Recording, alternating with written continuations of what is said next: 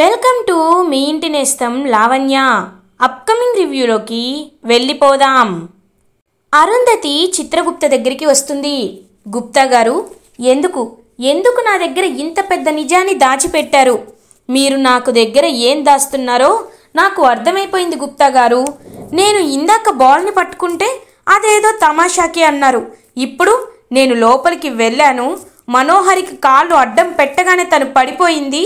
అలా కాకుండా గ్లాస్ని కూడా నా చేత్తో ముట్టుకున్నాను, చైర్ని కూడా నా చేత్తో ముట్టుకున్నాను. నాకు ఈ శక్తులు ఎలా వచ్చాయి గుప్తా గారు? మీకు తెలిసినా మీరు కావాలని తప్పించుకుంటున్నారని నాకు అర్థమైపోయింది. చెప్పండి గుప్తా గారు, చెప్పండి అని గట్టిగా అరుస్తుంది అరుంధతి. ఈ బాలిక కనిపెట్టేసినది. ఇప్పుడు నిజము చెప్పకుండా దాచిపెట్టుట అసాధ్యము. కాబట్టి దైవాజ్ఞ, నిజమే చెప్పేదా అని మనసులో అనుకుంటారు చిత్రగుప్త. చెప్పండి గుప్తా గారు అని అంటుంది అరుంధతి. బాలిక, నువ్వు 4 మండలముల పాటు భూమిపై ఉన్నావు కాబట్టి ఏ ఆత్మైనా 4 మండలాల పాటు భూమిపై ఉంటే ఆ ఆత్మకి ప్రత్యేక శక్తులు వస్తాయి.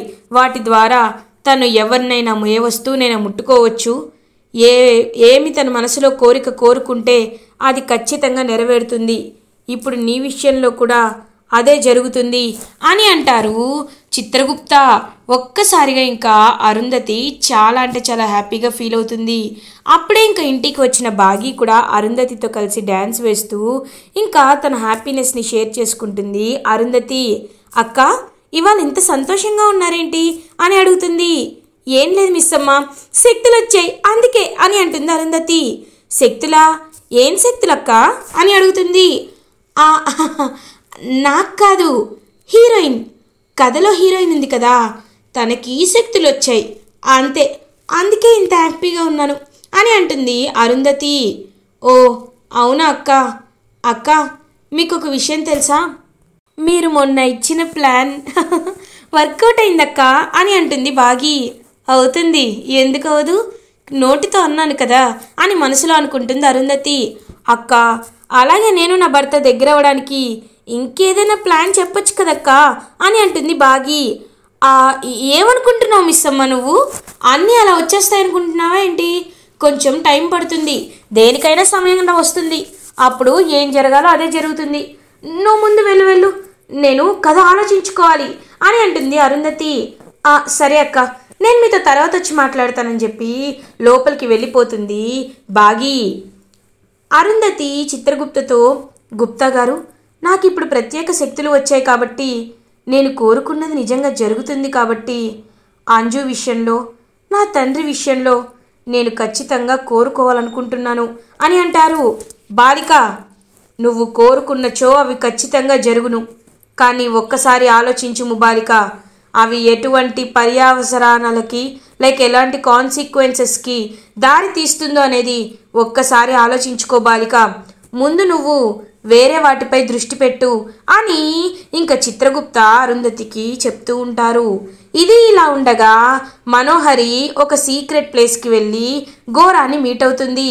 గోరా మనోహరి వైపు చూస్తూ ఉంటాడు. ఛీ, అసలు నువ్వు గోరావేనా? ఎందుకు ఇలా చేస్తున్నావు? నాకు అదొచ్చు ఇదొచ్చు అని చెప్తావు, కానీ ఒక్క పని కూడా సరిగ్గా చెయ్యవు. అసలు నీతో పెట్టుకుని నాది బుద్ధి తక్కువ అని అంటుంది మనోహరి. మనోహరి, నువ్విలా అంటావనే, నా ప్రకారం నా పన్నాగంలో నేనున్నాను అని అంటారు గోరా. అవునా? ఏంటది?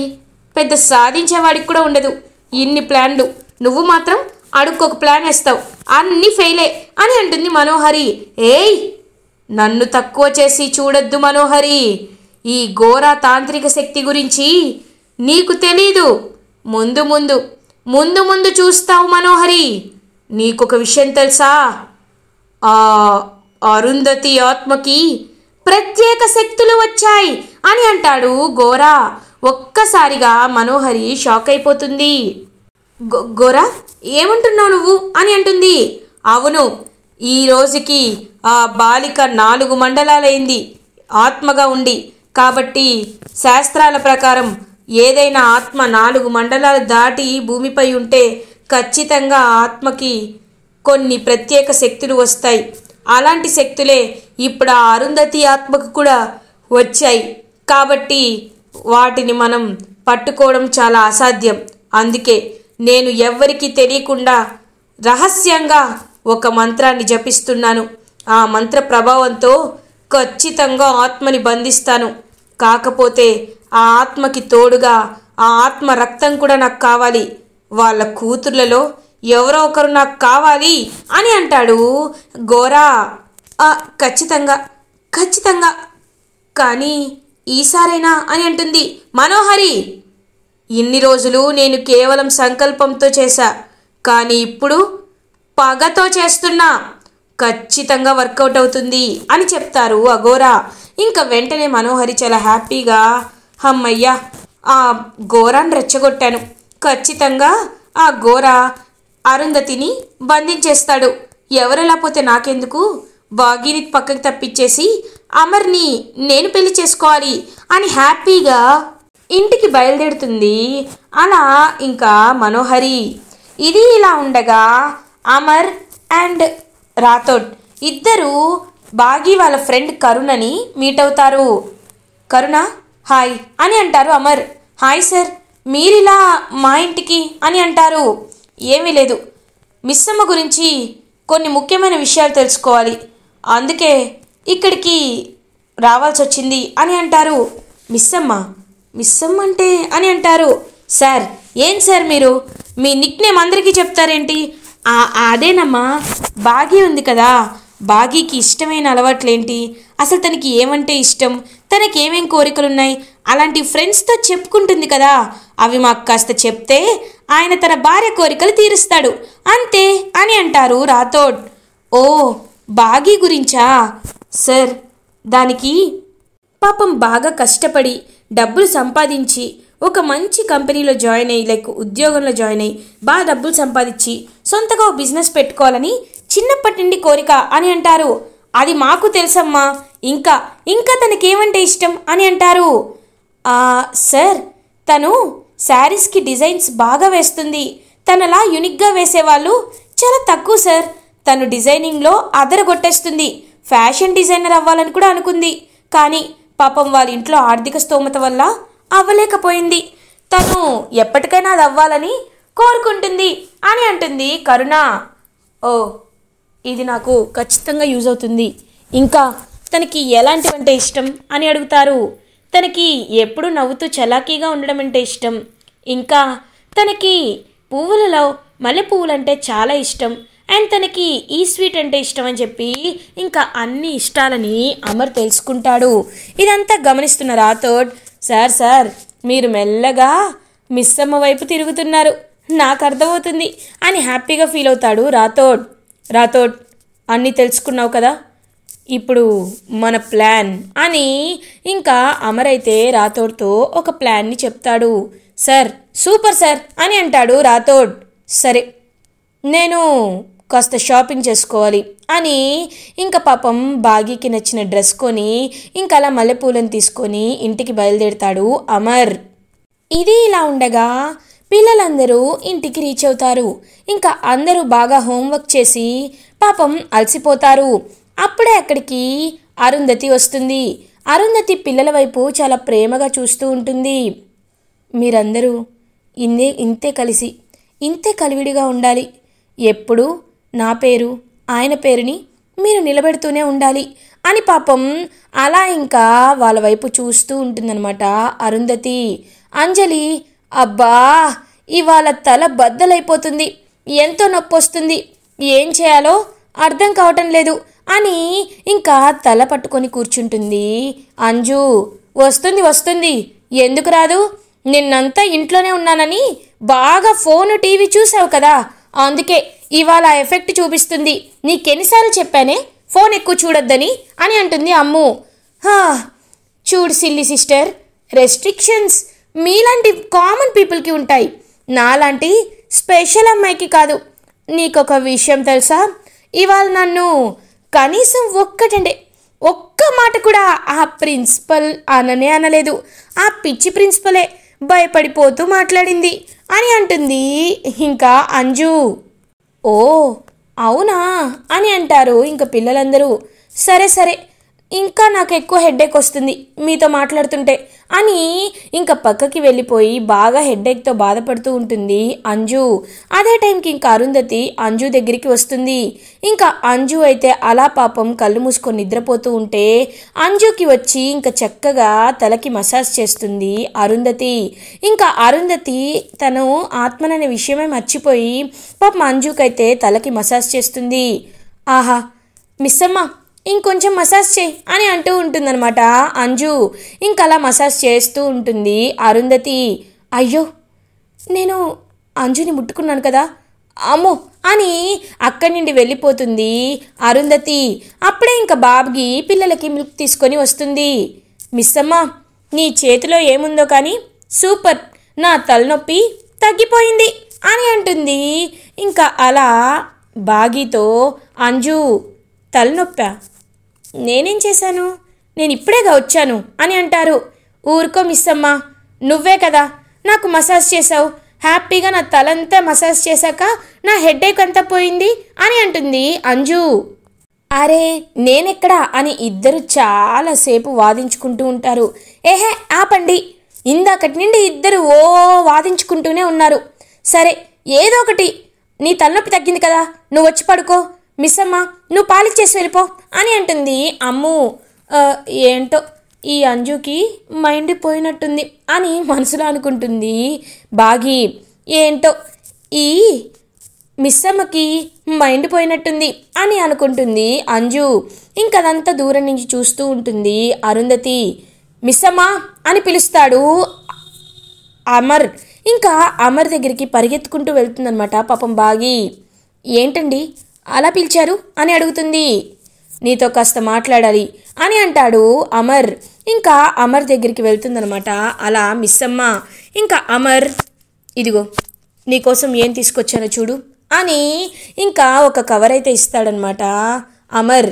ఇంకా కవర్ ఓపెన్ చేసి చూడగానే అరుంధతిని గుర్తు చేసుకుంటూ లైక్ తనకైతే ఒక మంచి శారీని బాగీ కోసం తీసుకువస్తాడనమాట అమర్.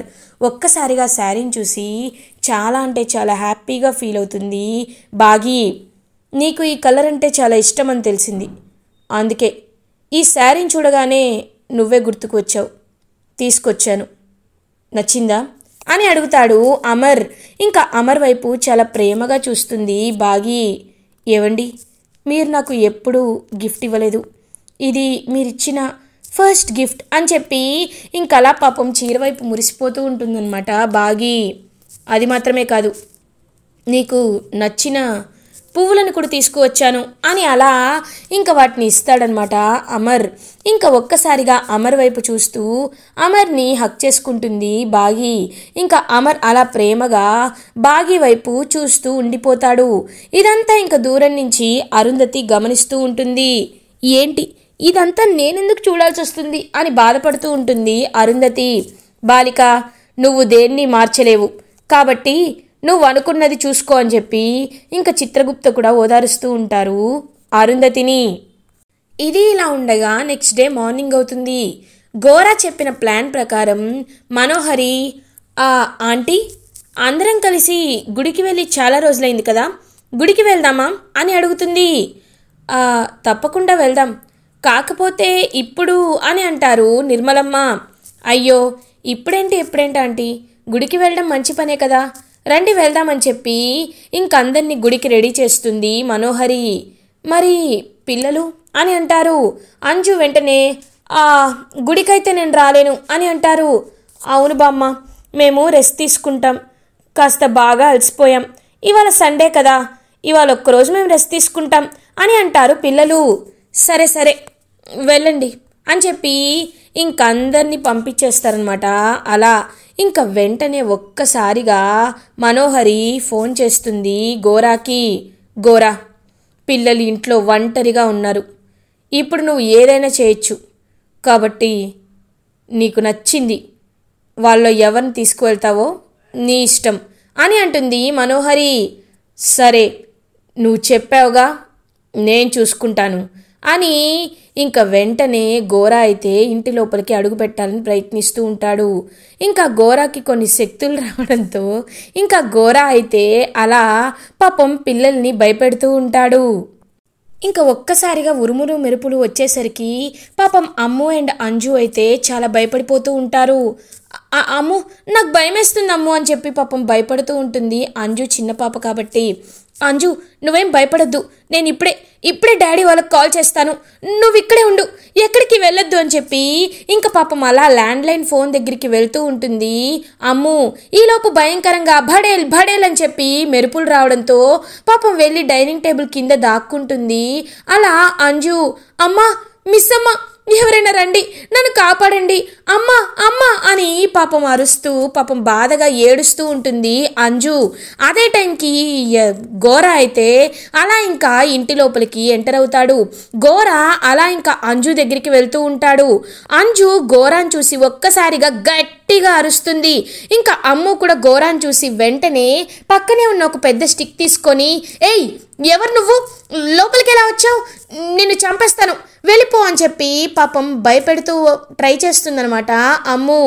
ఏయ్ బాలికల్లారా, మీలో ఒకరు నాతో రావాలి, అప్పుడే నేను ఇక్కడి నుండి వెళ్తాను అని ఇద్దరి దగ్గరికి వస్తూ ఉంటాడు. అలా ఇంకా గోరా అమ్మా అని గట్టిగా అరుస్తుంది అంజు. ఇంకా అంజు అలా అరిచిన వెంటనే అరుంధతి అంజు దగ్గరికి వస్తుంది. ఇంకా గోరాను చూసి ఒక్కసారిగా కోపం కట్టలు తెంచుకుంటుందనమాట అరుంధతికి. ఇంకా అరుంధతి వెంటనే గోరా దగ్గరికి వచ్చి గోరా మెడని గట్టిగా పట్టుకొని అలా పైకి ఎత్తుతుంది. అంత శక్తి అరుంధతికి ఉండడంతో ఇంకా గోరా అలా గాల్లో తేల్తాడు.